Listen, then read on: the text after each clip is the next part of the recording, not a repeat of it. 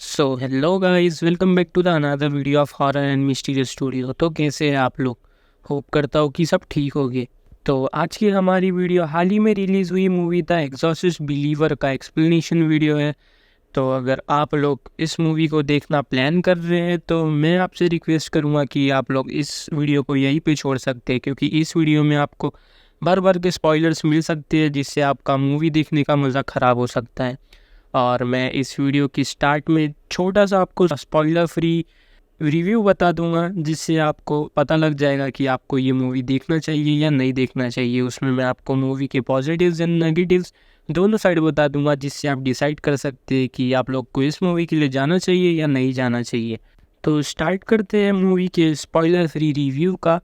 तो मैं आपको बता दूं कि अगर हम लोग पॉजिटिव की बात करते हैं तो मूवी बहुत ही ज़्यादा अच्छी तरीके से बनाई गई है। मूवी की टेक्निकल चीज़ें बहुत ही ज़्यादा अच्छी है, जैसे सिनेमेटोग्राफी और साउंड इफ़ेक्ट, वीएफएक्स, प्लॉटिंग वगैरह, ये सब बहुत ही ज़्यादा अच्छी है। और मूवी एकदम सीरियस नोट पे चलती है। जैसे कि आजकल हम लोग देखते हैं कि काफ़ी सारी मूवीज़ में कुछ फ़नी एलिमेंट्स डाल दिए जाते हैं, जिससे मूवी थोड़ी सी फ़नी हो जाती है, उसमें जोक्स वगैरह होते हैं। तो इस मूवी में ये सब चीज़ें बिल्कुल भी नहीं है। ये मूवी बहुत ही ज़्यादा सीरियस टोन पे चलती है। मूवी के स्टार्ट से लेके एंड तक की मूवी बहुत ही ज़्यादा सीरियस टोन में बनाई गई है। तो ये मूवी का सबसे बड़ा पॉजिटिव पॉइंट है। और अगर हम लोग बात करें मूवी के नेगेटिव्स की, तो मूवी थोड़ी सी स्लो फेस पे चलती है, क्योंकि मूवी के फर्स्ट हाफ में बस मूवी की जो स्टोरी है उसको प्लॉट की गई है। और जिस चीज़ के लिए आप मूवी देखने जा रहे हो, मतलब एक्चुअल उसके प्लॉटिंग और हॉरर सीन्स, तो ये सब आपको सेकंड पार्ट में देखने मिल जाएंगे। अगर हम लोग मूवी को 1973 एग्जॉर्सिस्ट ओरिजिनल से कंपेयर करें तो उसके आगे में ये मूवी बहुत ही ज़्यादा फीकी है, क्योंकि उस टाइम पे मूवी बहुत ही ज़्यादा तगड़ी स्केल पे बनाई गई थी, और ये मूवी उसके आगे देखने जाए तो थोड़ी फीकी पड़ रही है। अगर आप लोग एग्जॉर्सिस्ट 1973 के बहुत बड़े फ़ैन हो तो आप लोग इस मूवी को थिएटर में जाके देख सकते हो, वरना आप लोग इसका ओटीटी पे रिलीज़ होने का इंतज़ार कर सकते हो, क्योंकि मेरे हिसाब से ये movie one time watch movie है। तो चलो अब बढ़ते हैं मूवी के एक्सप्लेनेशन की तरफ। तो अगर आप लोग मूवी देखने का प्लान कर रहे हो तो मैं आपको सजेस्ट करूँगा कि आप वीडियो यहीं पे छोड़ सकते हो, क्योंकि इसके आगे में आपको मूवी के भर भर के स्पॉयलर्स मिल सकते हैं। तो चलो स्टार्ट करते हैं। तो मूवी की स्टार्टिंग में हमें एक फ़ोटोग्राफ़र कपल दिखाया जाता है, जो कि लोकेटेड होते हैं हाइती के पोर्ट प्रिंस में। और यहाँ पे जो वाइफ होती है वो प्रेग्नेंट होती है। तो मूवी के नेक्स्ट सीन में हमें दिखाया जाता है कि यहाँ की जो लोकल लेडीज़ होती है वो वाइफ के लिए प्रे करती है, उसके बच्चों के लिए प्रे करती है। और अगले ही दिन हमें दिखाया जाता है कि उस एरिया में भूकंप आ जाता है। तो उस भूकंप में ऐसी कुछ कैजुअलिटीज़ हो जाती है, जिसके चलते वो लेडी जो होती है वो एक टिपिकल सिचुएशन में फंस जाती है। जैसे कि हमें हमेशा मूवी में देखा जाता है कि कोई प्रेग्नेंट लेडी किसी सिचुएशन में फंस जाती है, जिसमें डॉक्टर उसे कहते हैं कि या तो वो बच्चे को बचा सकते हैं या तो लेडी को। तो ये पूरा का पूरा सिचुएशन डाल दिया जाता है उसके हस्बैंड के ऊपर। तो वाइफ अपने हस्बैंड विक्टर से कहती है कि जो भी हो जाए तुम बच्चों को ज़रूर बचाना। अब हमें इसके आगे नहीं दिखाया जाता कि विक्टर वहाँ पे क्या चूज़ करता है, वो अपनी वाइफ को चूज़ करता है या कि अपने बच्चों को चूज़ करता है। तो अगला ही सीन यहाँ पे सीधा शिफ्ट हो जाता है, सीधा 13 साल बाद का। हमें विक्टर 13 साल बाद दिखाया जाता है अपनी ही बेटी एंजेला के साथ में। और वहाँ पे हमें पता चलता है कि 13 साल पहले अर्थक्वेक के चलते वहाँ पे विक्टर ने अपनी पत्नी को खो दिया था और उसने अपनी बेटी को चूज़ किया। तो वहाँ उसकी बेटी 13 साल की हो चुकी थी, और विक्टर और उसकी बेटी एंजेला ये जॉर्जिया में रहते हैं और ये लोग यहाँ पे काफ़ी खुश रहते हैं। तो हमें दिखाया जाता है कि एंजेला अपनी मॉम को बहुत ज़्यादा मिस करती है, और वो अपने मॉम की कुछ पुरानी चीज़ें देख रही होती है, जिसमें से वो अपने मॉम का पुराना स्कार्फ ले लेती है और वो स्कार्फ अपने गले में डाल लेती है। तो विक्टर और एंजेला उसी समय स्कूल के लिए निकलते हैं। तो विक्टर एंजेला के गले में वो स्कार्फ देख लेता है और वो उससे स्कार्फ ले लेता है। वो कहता है कि मॉम की हर एक चीज़ बहुत ही ज़्यादा प्रीशियस है।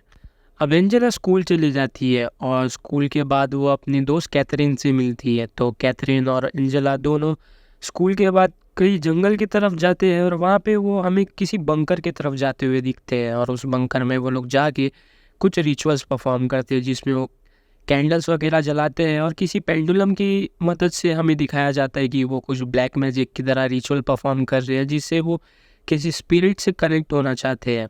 यहाँ पे सीन शिफ्ट हो जाता है विक्टर की तरफ, जो कि हमें रात को घर पे आते हुए दिखाई देता है, और वहाँ पे उसे एंजेला घर पे नहीं दिखाई देती है।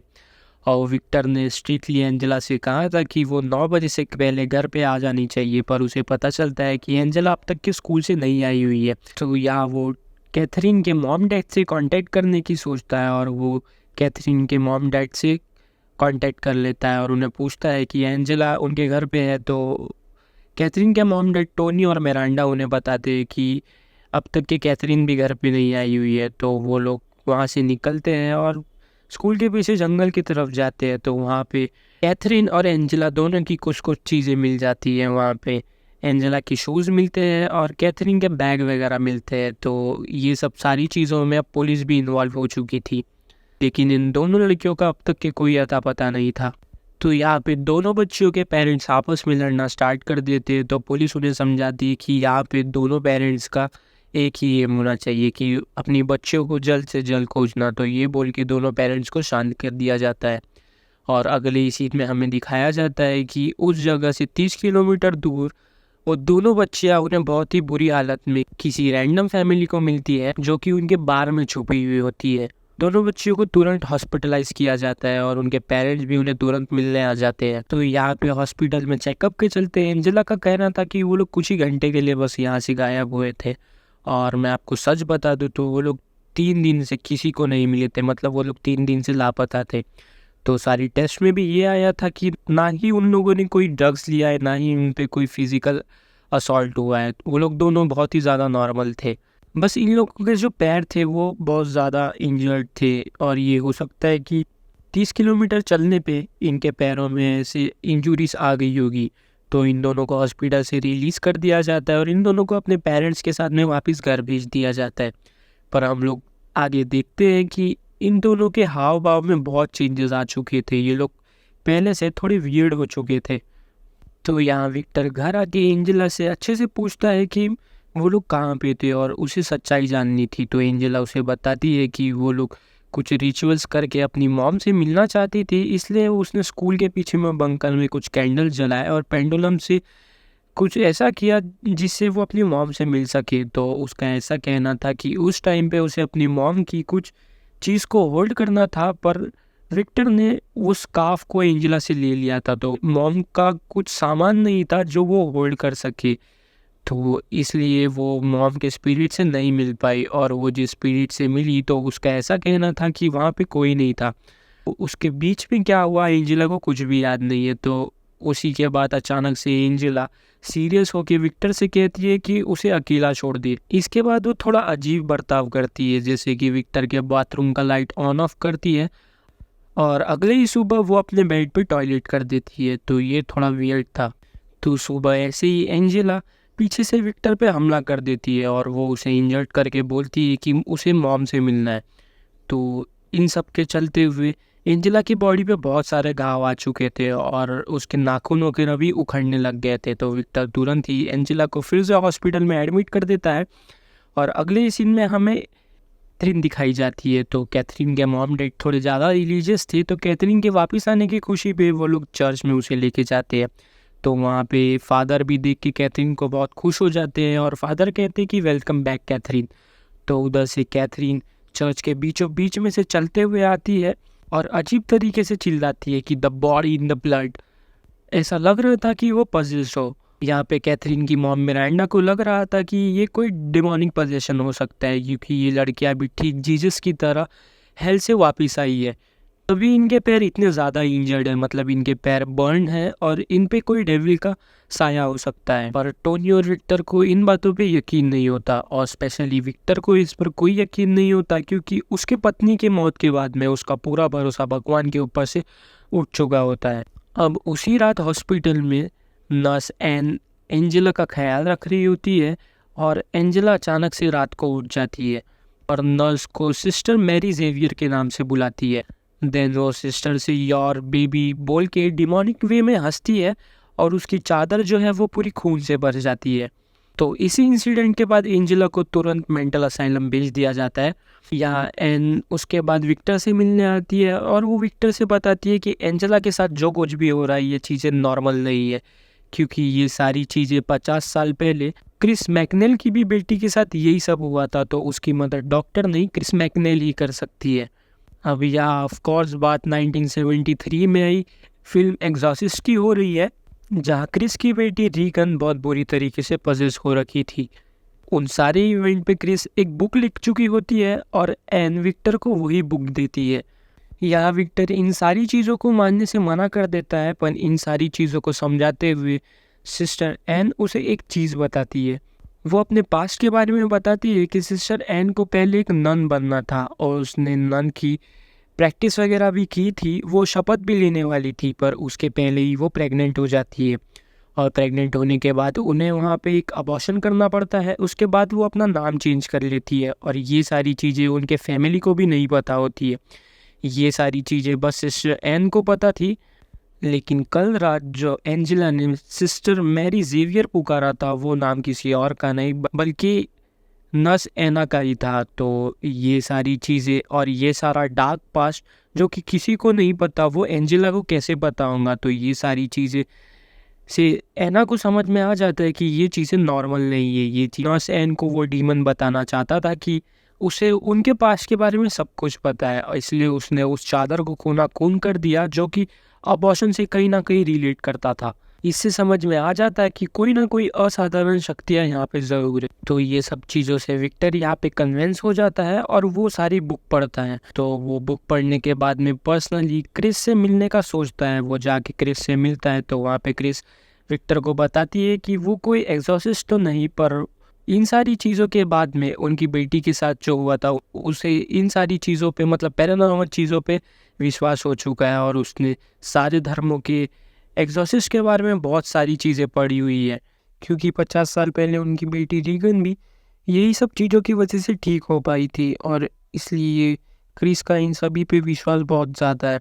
तो इसके बाद वो उस पर एक बुक लिखती है जो कि रीगन को पता चल जाता है और रीगन ये सारी चीज़ों से बहुत ज़्यादा नाराज़ हो जाती है कि क्रिस ने उस पर ये बुक क्यों लिखी, और इसी नाराज़गी के चलते रीगन उसका घर छोड़ के चली जाती है। तो अभी तक कि क्रिस को बिल्कुल भी नहीं पता कि रीगन कहाँ जा चुकी है और कैसी है, वो जिंदा भी है या फिर मर चुकी है। तो अगले सीन में हमें ये दिखाया जाता है कि क्रिस और विक्टर दोनों मेंटल असाइलम पहुँचते हैं एंजेला से मिलने के लिए। तो वहाँ एंजेला तुरंत ही क्रिस को देख के पहचान जाती है और क्रिस को भी पता चल जाता है कि ये कोई और नहीं बल्कि वही 50 साल पुराना डीमन पज़ुज़ू है। ये सारी चीज़ों के बाद में क्रिस और विक्टर कैथरीन के घर पहुंचते हैं। तो वहाँ पे वो लोग जाके देखते हैं कि कैथरीन के घर की हालत बहुत ही ज़्यादा बुरी हो चुकी थी, क्योंकि कैथरीन की मॉम मिरांडा अपने दोनों बच्चियों के साथ में वहाँ पे कुछ प्रे कर रही थी और वहाँ पे उसके फादर भी बहुत बुरी तरीके से रो रहे थे। तो उन्हें पता चलता है कि कैथरीन के ऊपर कोई तो स्पिरिट बहुत ज़्यादा बुरी तरीके से हावी हो चुकी है और वो घर पे बहुत ज़्यादा उधम मचा रही है। तो विक्टर यहाँ पे पूरी फैमिली को संभालते हैं और क्रिस अंदर कैथरीन के रूम में जाती है। तो वहाँ पे वो जो पॉजेस हुआ डीमन था कैथरीन के ऊपर, वो बोलता है कि उसे पता है कि रीगन कहाँ पे है। ये सब सुन के क्रिस बहुत ही ज़्यादा शॉक हो जाती है, पर डीमन कहता है कि उसे पता है कि रीगन कहाँ पे है और वो इस समय हेल में है। तो वहाँ पे क्रिस को चैंटिंग वगैरह करती है और डीमन को कैट का शरीर छोड़ने के लिए कहती है। तो डीमन वहाँ पे पड़ा हुआ क्रॉस उठाता है और क्रिस की दोनों आंखें फोड़ देता है और वो उससे कहता है कि अभी तुम अपनी बेटी को कभी नहीं देख पाऊंगी। यहाँ पे कैट को भी मिर्गी आ जाती है और विक्टर वहाँ पहुँच जाता है। तो वहाँ पे विक्टर सारा सिचुएशन संभाल लेता है और वो क्रिस को लेकर हॉस्पिटल पहुँच जाता है और कैट को भी हॉस्पिटल पहुँचाया जाता है। ऑल्दो यहाँ पे क्रिस की आंखें तो जा ही चुकी थी। अभी इन सारी चीज़ों में फादर मैडॉक्स भी इन्वॉल्व हो जाते हैं और फादर मैडॉक्स एग्जॉर्सिज्म के लिए चर्च के काउंसिल से उनका परमिशन लेते हैं, तो उन्हें परमिशन मिल नहीं पाती।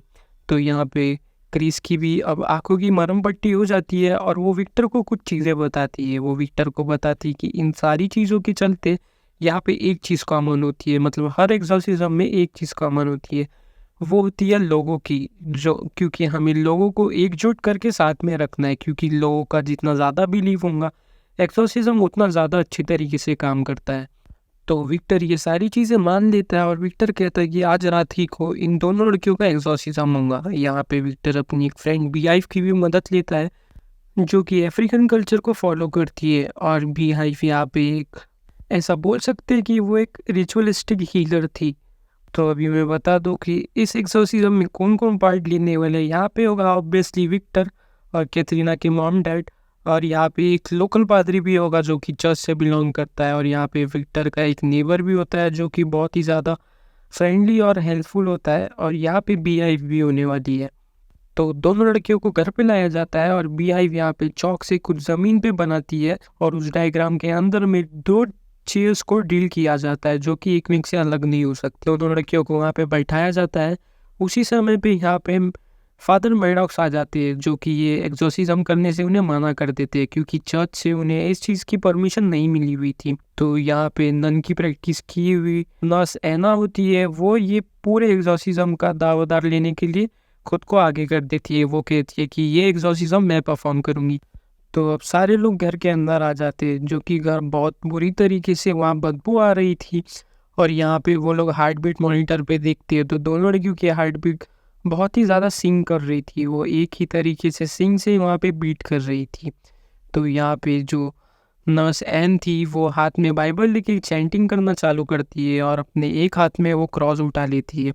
तो ये सब होते ही जो दोनों लड़कियां थी वो बुरी तरीके से पॉजेस हो जाती है और डिमोनिक स्माइल करना स्टार्ट कर देती है। तो सारे लोग अपने गले में प्रोटेक्शन के लिए कुछ प्रोटेक्शन ताबीज़ वगैरह कुछ पहन लेते हैं जिससे वो लोग प्रोटेक्ट हो सके। वो लोग एन को अबॉर्शन से रिलेटेड कुछ उटपटांग बातें बोलती है जिससे एन गुस्सा हो जाए। वो लोग सारे लोगों को ऐसे ही कुछ अजीब तरीके की बातें बोलते हैं जो कि उनकी पास्ट लाइफ से रिलेटेड होती है। एक्सोर्सिज्म के पहले ही सारे लोगों को क्लियर कर दिया गया था कि एक्सोर्सिज्म के दौरान चाहे कुछ भी हो जाए उन्हें लड़कियों को टच नहीं करना है, चाहे कुछ भी हो जाए उन्हें बीच में नहीं जाना है। तो यहाँ पे है ना कुछ विनीगर के जैसा पानी लिक्विड तरीके से लड़कियों पे छिड़कती है जिससे उनके बॉडी से कुछ वेपर निकलती है, ऐसा लगता है कि उनकी बॉडी वहाँ पे जल रही है।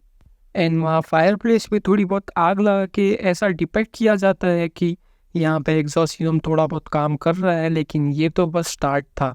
यहाँ पे विक्टर डिफेक्टेड वाटर को घर के ईस्ट में जाके फेंकने के लिए जाता है, जहाँ पे उससे फादर मैडॉक्स दिखते हैं जो कि अपनी कार में बैठ के उन लोगों के लिए प्रे कर रहे थे। वहाँ विक्टर उनसे ताना मारता है कि शैतान से लड़ाई घर के अंदर चल रही है, यहाँ बाहर नहीं। और यहाँ से चालू होता है एक्सोर्सिज्म का राउंड 2। तो राउंड 2 शुरू से ही इतना ज़्यादा डेंजरस हो जाता है कि जो नौसेना के हाथ में जो क्रॉस था वो क्रॉस इतना ज़्यादा गर्म हो जाता है कि उससे नौसेना का हाथ चल जाता है, और एंजेला के शरीर में जो डेमन था पॉजेस वो यहाँ पे कुछ चीज़ें रिवील करता है। वो कहता है कि 13 साल पहले जब विक्टर के पास में चॉइस थी, वो अपने बेटी को या फिर अपनी पत्नी को बचाना चाहता था, तो उसमें से वो अपने पत्नी को चूज़ करता है। तो वहाँ पे पॉजेस हुई एंजेला कहती है तुम तो मुझे पहले से ही प्यार नहीं करते हो, तुम तो मुझे शुरू से मारना चाहते हो, तो यहाँ पे मेरा रह के भी मतलब क्या है। तो ये सारी चीज़ें सुन के विक्टर बहुत ही ज़्यादा हर्ट हो जाता है। तो सर पज़ेज़ू एक और चीज़ कहता है कि यहाँ पे एंजेला या कैथरीन में से कोई एक ही बचेगी, अब तुम्हें डिसाइड करना है तुम्हें एंजेला को बचाना है या कैथरीन को, और अगर तुमने डिसाइड नहीं किया तो यहाँ पे दोनों लड़कियाँ मर जाएगी। अब यहाँ पे सभी के बीच में एक म्यूचुअल ट्रस्ट था कि कोई भी किसी भी लड़की का नाम नहीं लेगा। अगर कोई भी किसी भी लड़की का नाम लेता है तो दूसरी लड़की वहाँ पे तुरंत मारी जाएगी, इसलिए सब लोग शांति से वहाँ बैठे हुए थे। सब लोग बहुत ही ज़्यादा परेशान हो चुके थे, सब लोग अपनी होप जो है वो हारने लग चुके थे। तो यहीं पे एंट्री होती है फादर मैडॉक्स की। अब यहाँ पे सब में एक पॉजिटिव होप आ जाती है, तो जिसके चलते मैडॉक्स भी उनकी मदद करने लगते हैं। अब यहाँ पे जाके मैडॉक्स दोनों को टच करते हैं और वहाँ पे कुछ चैंटिंग वगैरह करने लगते हैं। तो वो चाहते हैं कि दोनों डीमन जो है वो बॉडी से अपार्ट हो जाए, पर यहाँ पे फादर मैडॉक्स एक गलती कर देते हैं और वो दोनों लड़कियों को टच कर लेते हैं। तो इसके चलते ये हो जाता है कि जो डीमन का पोजीशन होता है वो फादर मैडॉक्स की बॉडी में आ जाता है और वो उनकी गर्दन को 180 डिग्री पे टर्न कर देते हैं, जिससे फादर मैडॉक्स की वही में डेथ हो जाती है। यहाँ पे चीज़ें और ज़्यादा बुरी हो जाती है और दोनों डीमन की पावर बहुत ज़्यादा बढ़ जाती है। तो विक्टर भाग के जाता है और अपनी बीबी का स्कार्फ लाकर एंजेला को दे देता है, और एंजेला से कहता है कि मुझे तुमसे वो स्कार्फ नहीं लेना चाहिए था। तो वो एंजेला से कहता है कि एंजेला प्लीज़ होश में आओ और इस डीमन को हराओ। तो यहाँ पे एंजेला 1% होश में आना स्टार्ट कर देती है। वही कैथरीन एकदम से कहती है कि मेरा क्या होगा, मैं यहाँ पे मरना नहीं चाहती हूँ। सब लोग वहाँ बहुत ज़्यादा टूट चुके थे और एकदम से कैथरीन के फादर टोनी वहाँ पे कहते हैं कि मैं अपनी बेटी कैथरीन को चूज़ करता हूँ। ऐसा होते ही एंजेला अचानक से अपने फादर पर अटैक कर देती है और उसकी हार्ट बीट बहुत ज़्यादा तेज़ होती हुई दिखाई देती है। वो एकदम से हवा में लेविटेट करती है और उसकी हार्ट बीट एकदम फ्लैट हो जाती है, मतलब एकदम स्ट्रेट लाइन। इसका मतलब होता है कि एंजेला यहाँ पे मर जाती है। वही दूसरी तरफ जो कैथरीन थी वो एकदम नॉर्मल हो जाती है और वहाँ पे विक्टर दूसरी तरफ अपनी बेटी को पकड़ के रोना स्टार्ट कर देता है। पर उसी समय हम लोग कैथरीन को उस डेविल वाली जगह पे देखते हैं और डेविल उससे कहता है कि आई चूज यू। मतलब वहाँ पे टोनी का जो चॉइस होता है वही कैथरीन का चॉइस हो जाता है। मतलब टोनी ही डेविल के जगह पे चूज करता है। देखा जाए तो यहाँ पे जो पसीसू था वो इनके साथ गेम खेल रहा था। मतलब उसका ऐसा था दोनों के फादर्स या इन दोनों के पेरेंट जो भी लड़कियों को बचाएंगे वो उन्हें ही मारेगा। तो यहाँ पे टोनी ने कैथरीन को बचाया और वो अब कैथरीन को ही मारेगा। और होता भी यही है, यहाँ पे एकदम से कैथरीन मारी जाती है और यहाँ पे एंजेला को दूसरी तरफ होश आ जाता है। थोड़ी देर में पुलिस वगैरह आते हैं और वो यहाँ से फादर मैडॉक्स और कैथरीन की बॉडी को लेकर जाते हैं। नेक्स्ट सीन में हम लोग ये देखते हैं कि विक्टर और एंजेला की फिर से बहुत अच्छी बॉन्डिंग हो जाती है और कैथरीन के पेरेंट्स यहाँ पे शौक मनाते हैं। और जो नर्स एना थी वो वहाँ पे गॉड और डेविल का लेक्चर देती है। तो उसमें वो बोलती है कि डेविल हमें हमेशा से गॉड को छोड़ने के लिए कहता है, तो हमें उस चीज़ पर गिव अप नहीं करना चाहिए, हमें गॉड पे हमेशा बिलीव रखना चाहिए। और लास्ट सीन में हमें ये दिखाया जाता है, हम अंधी हो चुकी हुई क्रिस को उसके घर पे देखते हैं जहाँ पे उसके घर में उससे कोई मिलने के लिए आता है। ये कोई और नहीं बल्कि उसकी बेटी रीगन ही थी जो कि वापस आ चुकी है। तो यहीं पे फिल्म ख़त्म हो जाती है। तो आप लोगों को ये स्टोरी कैसी लगी, आपको मेरा एक्सप्लेनेशन कैसा लगा, तो आप मुझे कमेंट करके बता सकते हो। और अगर आप लोग इस चैनल पे नए हो तो मैं बता दूं, मैं अपने चैनल पे हॉरर एंड मिस्टीरियस वीडियोस को पोस्ट करता हूँ। तो अगर आपके पास भी ऐसी कोई स्टोरी है या फिर आपके फ्रेंड या फैमिली के साथ में कुछ ऐसा इंसिडेंट हुआ है जो कि आप सबसे शेयर करना चाहते हैं, तो वो आप मुझे मेरे इंस्टाग्राम या फिर मेल हैंडल पे भेज सकते हो। मैं उस पर स्टोरी बना के अपने चैनल पे उसे पोस्ट करूँगा। तो अगर वीडियो पसंद आया होगा तो इसे लाइक कर देना और ऐसे ही इंटरेस्टिंग वीडियोस के लिए चैनल को सब्सक्राइब कर देना। और हाँ, बेल आइकन दबाना मत भूलना, जिससे आपको मेरे चैनल की हर एक लेटेस्ट वीडियोस जल्द से जल्द मिलते जाएगी। तो मिलते हैं अगली वीडियो में, तब तक के लिए गुड बाय, थैंक यू।